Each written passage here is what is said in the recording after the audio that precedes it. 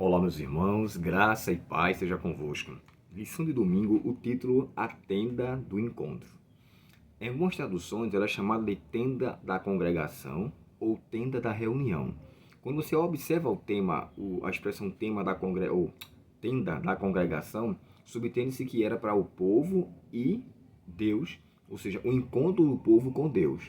Mas quando a gente vai para as minúcias até então, a gente observa que a tenda da congregação, ou melhor falando aqui, tenda do encontro, ela foi também feita ali para especificamente Moisés se encontrar com Deus.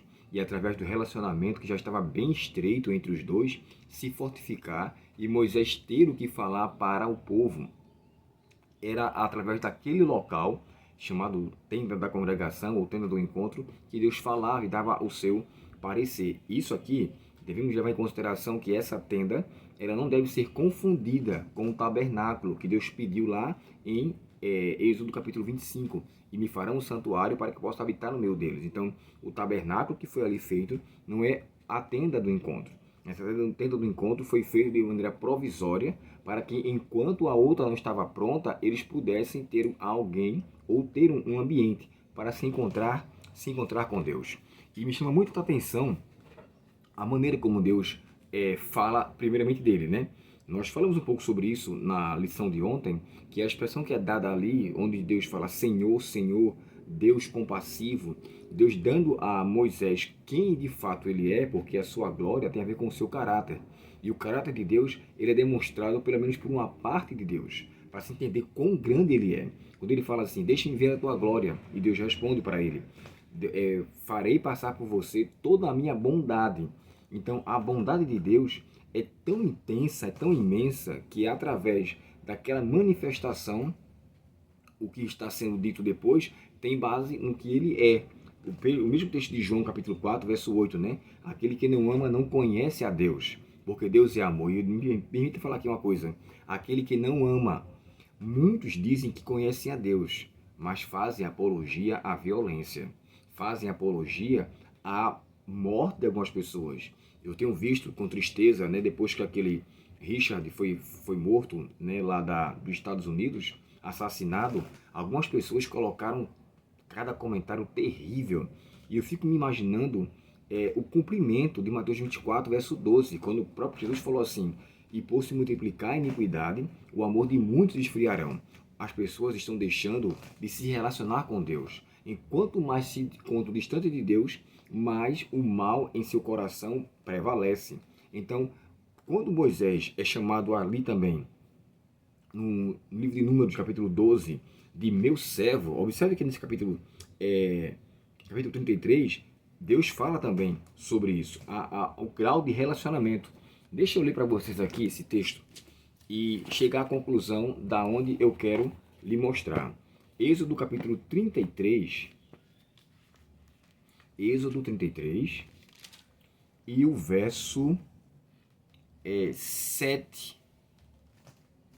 Aqui diz assim, Moisés costumava montar uma tenda fora do acampamento, a certa distância dele, e a chamava de tenda da reunião, ou tenda do encontro.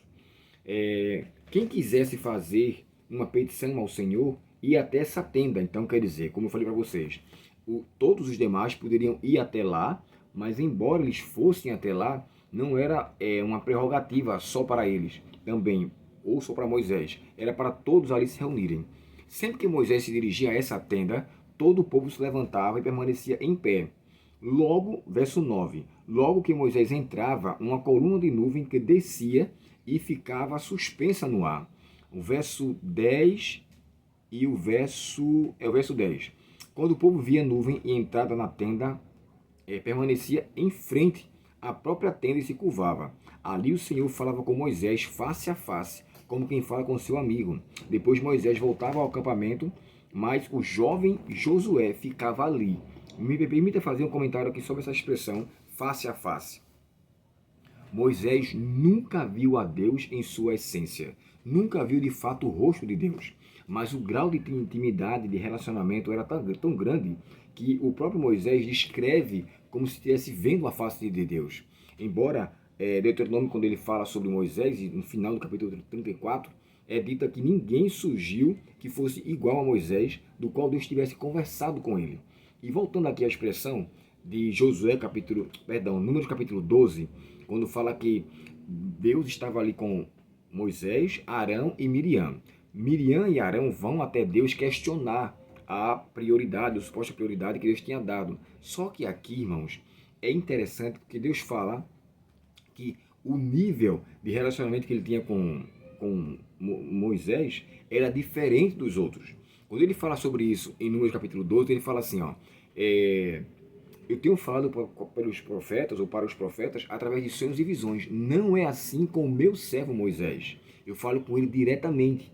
Ou seja, todo grau de empecilho que houvesse entre Deus e os seres humanos não acontecia com Moisés. Deus deu a ele o prazer de falar mais diretamente.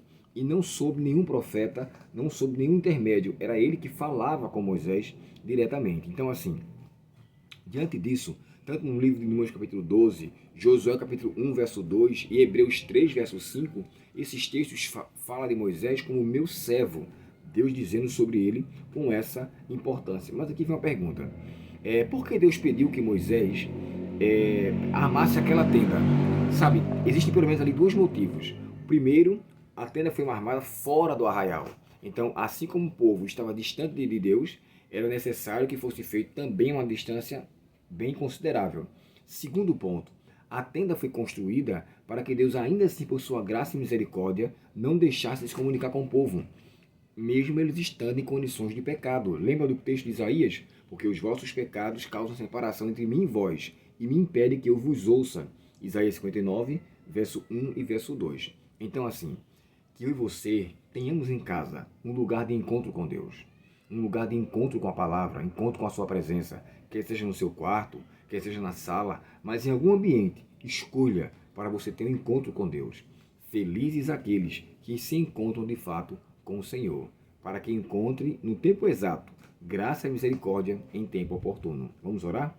Querido Pai Celestial, obrigado pela Tua palavra e pelos Teus ensinos e orientações.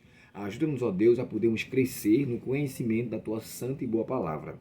Auxilia-nos, ó Pai, e nos dá a bênção de termos em nossos lares um lugar de oração para termos encontro contigo.